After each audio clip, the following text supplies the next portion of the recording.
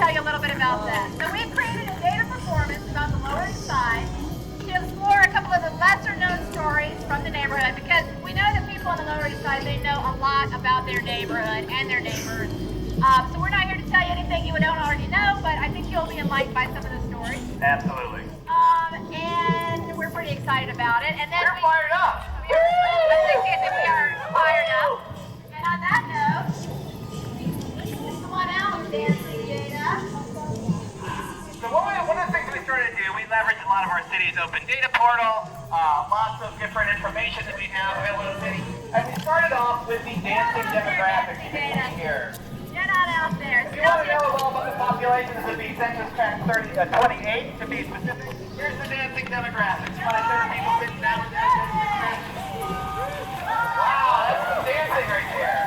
Dancing going on. Excellent, excellent. All right, get out of here. Get out of here. Get out of here, demographics. Get out of here. Scram. Scram. All right, now we're going to bring out what we've all been waiting for. We're going to tell you a little bit about the hopes, dreams, and fears of New Yorkers. That's New right. Yorkers in general. And we're going to start with the isotypes. And what the heck is that, you may ask? Well, this guy's going to tell you. What you see behind me are 10 isotype figures. Each one of these figures represents ultimately 10% of the survey data. So as we're going to do, we're going to talk to you about some of the questions again, hopes, fears, dreams, desires, and we're going to get some of your feedback about what you think about the city. Okay, let's start off with some animals. Who here knows the most fearsome, most terrifying, horrible animals in New York City? What do you think it might be? What do you think? Humans! You heard of humans from over here. Humans and politicians. Sorry, these are strictly animals. Please do not insult animals, ma'am. Yes. Do not insult the animals. What is the most fearsome animal in New York City? Hawk! Ooh, I like that That's a one. good one, buddy. Well, Correct. it turns out, you can start putting them on there. It turns out overwhelmingly 70% of all animal attacks in New York City are by raccoons. Raccoons. They look adorable. They have cute little hands, but unfortunately, terrifying. Okay, I'm not scared of raccoons, but who here is a little frightened of raccoons? Please raise your hand. Oh, we got a few people that are scared of raccoons. That's They're so right. cute. You're fearsome city dwellers. All right, well, you're obviously not alone because people are terrified of raccoons. Amazingly enough, as it comes to the actual city data, 10% of all animal attacks are, you won't believe it, turtles! What? Turtles! That's right, turtles are fearsome creatures in New York City. And then, of course, the last demographic, the last section of the animals, I think a hybrid. 0.5% chicken, and 0.5% dolphin, frog, and bat. Okay, if you see Terrifying data. Terrifying this data. animal, I think you really need to call the police or 311. I think, or take it for yourself. I don't know. Keep it at your house. All right, volunteers, you can take off your icons and stick them behind you. All right. Okay. Again, data. Yes. New Yorkers' greatest fears. Yes. So we started to wonder, what's your worst fear? Being a New Yorker, what's your worst fear? Hey kids, what do you think? What are you scared of? A little bit of a fear. Do you have one? Losing our apartments. Darkness is a very good answer. Darkness is scary. especially in New York. Darkness is a scary thing. It's true. Especially here. But we don't have a lot of darkness. Luckily, we have a lot of street. It turns out that a large majority of New Yorkers are frightened of falling air conditioners. That's right. 40% of everyone surveyed said Falling. being hit by a falling air conditioner. Old-fashioned, heavy, dirty metal air There conditioner. we go. Falling air conditioners. Now, those of you who are not scared of that probably will never see an air conditioner in the same way again. Now that we mentioned it, I would look up occasionally if I were you. Absolutely. Okay, and after that, mysterious subway Something event. bad happening on the subway. I'm We not had going to tell. 30% of all surveyed said something bad was their worst fear in New York City. Okay, I said I was not going to talk about what happened to me on the subway, but let's just say you shouldn't walk really fast. You don't want to rush people. Downstairs. You don't want to rush when you're in the And subway. then try to jump on a train. 20% of those surveyed said the rent is too damn high. That's right, the rent is too damn high. I'm That's the scared worst of the fear. money in New York City. It's And terrifying. of course, one of the things that we can all appreciate the most, it's terrifying, it's disgusting. Mysterious You're walking down the street. You feel a drop on your head. You don't know what it is. Where did it come from? You don't know what it's coming from. You hope it comes from air conditioner, right? It could be from All right, volunteers, if you can pull up the signs and put it behind you, please. Okay, next up, there's only 4 of these. 4 sets of data. What has New York City stolen from you? What has New York City stolen from you? And I promise We asked New Yorkers, hey, what has the city stolen from you? Sunlight. Interesting, I like that. It's a good one. What has New York stolen from you? No answer's a wrong answer. No answer. Hey, all right, and air conditioning. Heat, cool. Alright, what are they? What has New York City stolen from you? Well, you'll not be shocked to hear that the rent is indeed too damn high. Stolen from the population. 40% of all the population said money had been stolen from them. Interestingly enough, Alright. go ahead. And? 30%. You got it, go. Interestingly enough, 30% people said that they had been robbed of their inhibitions. Yep, you came to the city perfectly dressed. You leave Let's show our friends in the back what robbed of inhibitions looks like. That's right, it's a New York City bus. It's a New York City It's a New York City bus. We told you 20% said they had been robbed of their youth. And amazingly, only 10% said they'd been robbed of their privacy. Right, because there is no privacy here, right? You can't be robbed of something you don't really have. Absolutely. If you want to put that in there, please.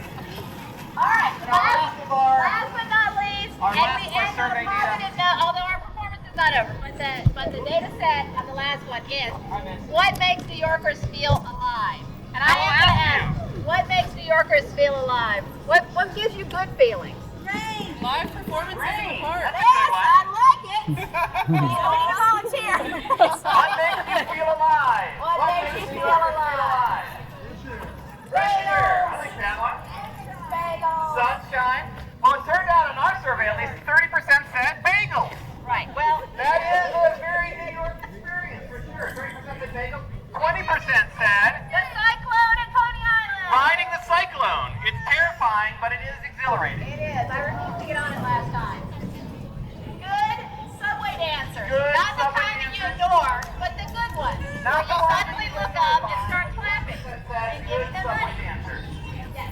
And then these are a little bit whatever. No, they're not. 20% said getting lost at the Strand. I will say that that's where I vote as well. And then last but not least, it's something that many of us can empathize You with. might not admit to Having it. no line at the Trader Joe's. Admit to it. When you go That is really something that makes you feel alive as a New Yorker, does it not? It really is.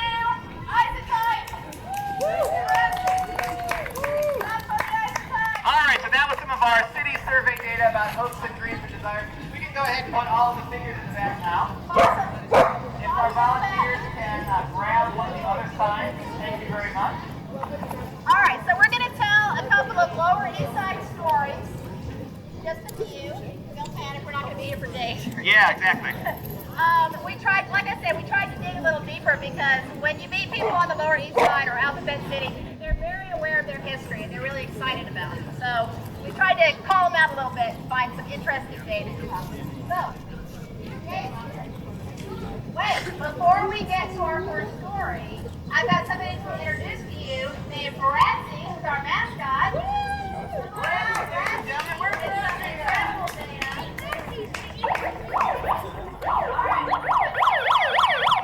That's right, ladies and gentlemen, it's Ratsy, the unofficial new mascot of New York City.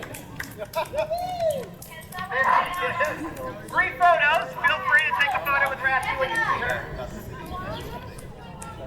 If you were ever interested in when the buildings in the neighborhood were built, here's our gorgeous stacked bar chart. Woo! All right, so this is an embodiment of the statistical data of when the buildings in this neighborhood were built. So before 1939 was the largest group. All the buildings around here predominantly before 1939, 43%. From 1940 to 1969, 27%. From the 70s to 99, only 15%. And what I found the most interesting is from 2000 and above, only 5%. I know that you think that there's a building going up every 5 seconds, but we still hold steady. Statistically, they There's 3 floor buildings in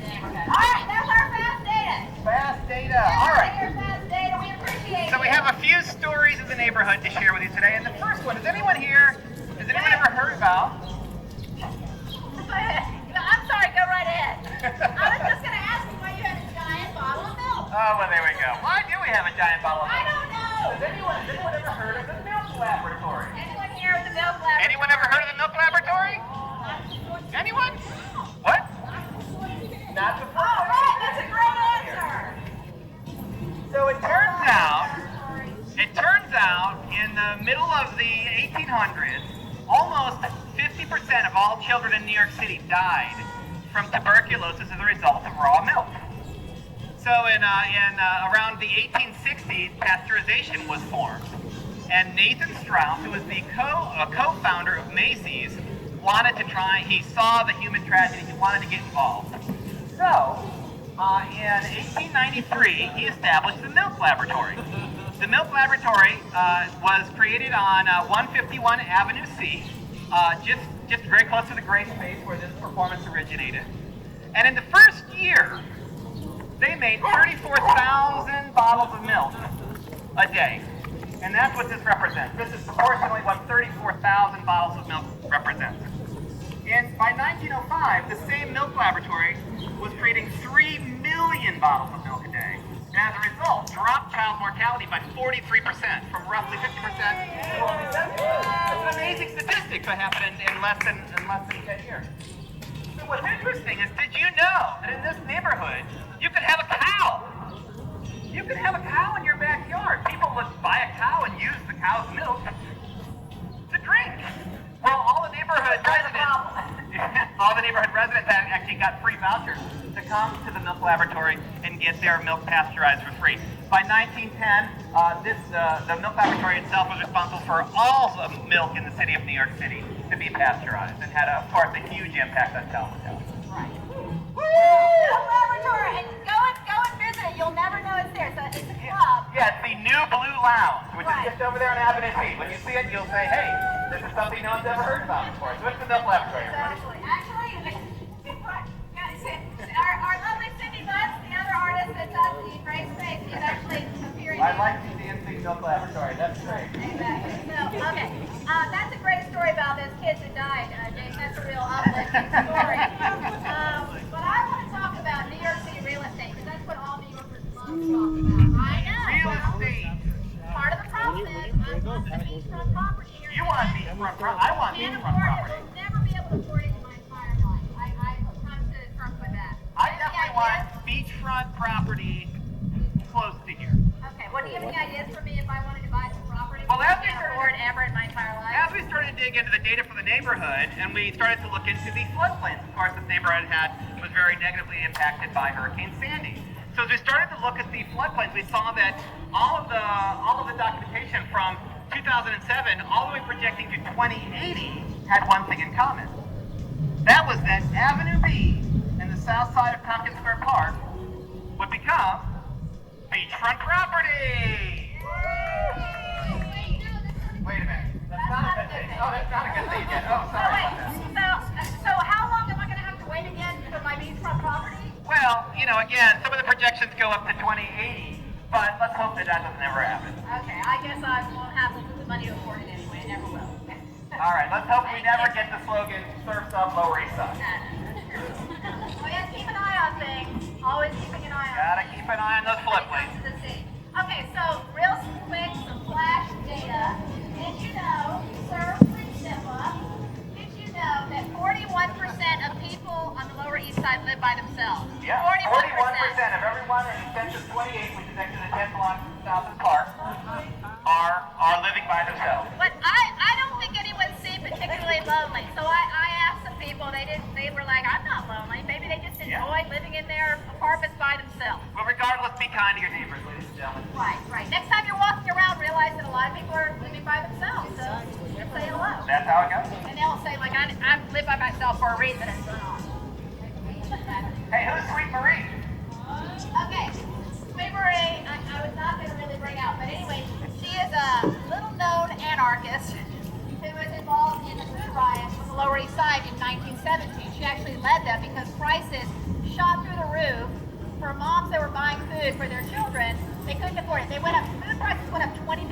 So she led the charge as an anarchist to gather people together and storm City Hall. And as a result, they brought all this food to Lower East Side and the prices went down. And she she's wonderful because she was so obnoxious that even her fellow revolutionaries really couldn't stand her. Yeah, they couldn't take her. She was very sweet. To deal with. She was very sweet. She also wanted to kill John D. Rockefeller, and she had her gun ready to go, but she just didn't get a chance to do it. Thank you, Sweet Parade. All right, so we have one last major story to share. All right, here's our last story about the Lower East Side. Some of you may know this story, but we're going to tell you a little bit about it because it's in the past. Well, that's right. So does anyone know about the incredible history of one? Sorry, I always forget the address of this one. Excuse me. 519 East 11th Street. Essentially, just on this the one row behind Tompkins Square Park here.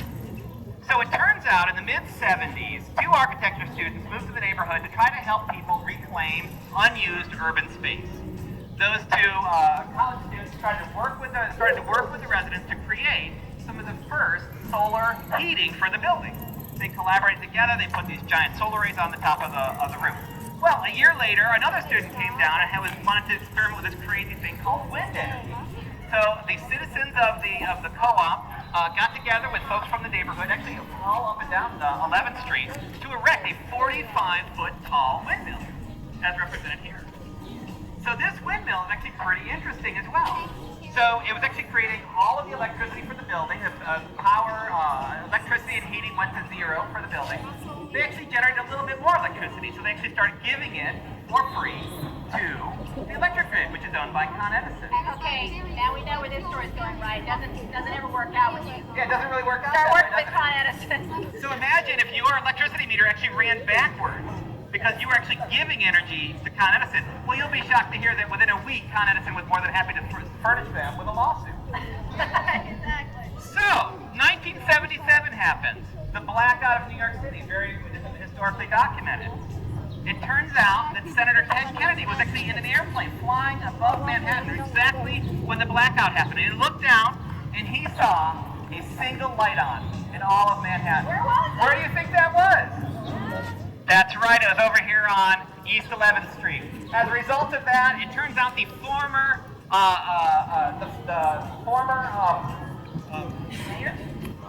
district attorney for the United States came to represent this co-op. They actually beat Con Edison the very first time there was a lawsuit to beat major utilities. And as a result of that, every version, every legal precedent for self-generated electricity owes a debt to this building right here. So when you think about wind energy, you think about solar energy, you can think about the Lower East Side. Yes, sustainable energy started here. No question about it. Okay. So speaking of wind, the air, do you like to breathe? Do you enjoy breathing? Do you like to breathe? Do you like to breathe? Luckily today is a great day for breathing. Well, I'm going to bring Kate. Where's Wendy going to talk? Or Wendy. Okay. Well,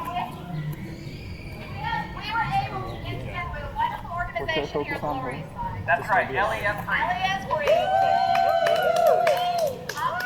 Obviously, it's clean air, and we have a project with them, and Kate's going to tell you about it right now.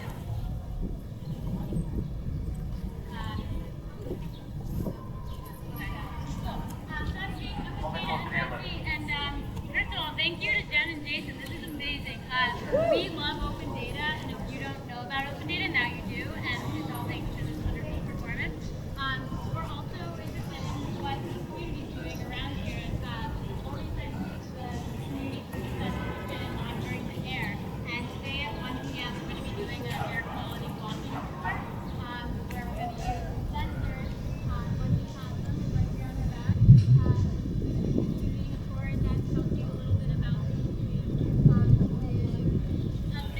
Of the city around here, and we're going to be monitoring the air and sort of looking for things that make it better and worse. All right, let's hit a little louder, a little shorter. We're going to have breathing tours right down here on Avenue C. With LES Free, they're going to show you monitors and be able to help you be able to start to fight back, collect your data. Thank you, Kate. That was a great job. Okay. Wonderful. Thank you very much, everybody. 1 o'clock. Oh, yeah. The tour begins at 1 o'clock. 1 o'clock down here, Avenue C. In front of Ratsy. 165. Okay. 185. Thank you, Miss. All right, address it. We have fun. It begins outside of Brace Exhibition Space. So whoever wants to come to the tour, just line up there right outside the space. And we have fantastic people that will explain many things about Elliott Spring. It's a really worthwhile cause. So thank you, everybody. For volunteers. And those are all the volunteers here. And also, wait, I have one more thing to say. Oh, what's that? I have one more thing to say. So this is we did this project via the wonderful City Bus, the wonderful artist, and she curated the program at the Brace Exhibition Space. Our part is relatively over, although you'll see us around the city. But the second half belongs to the artist City Bus, and she will be. At Brace Exhibition Space. She's a fantastic dancer, so you may see her over at Brace Exhibition. Exactly. Thank you so much, everybody. Mascot. Get involved in this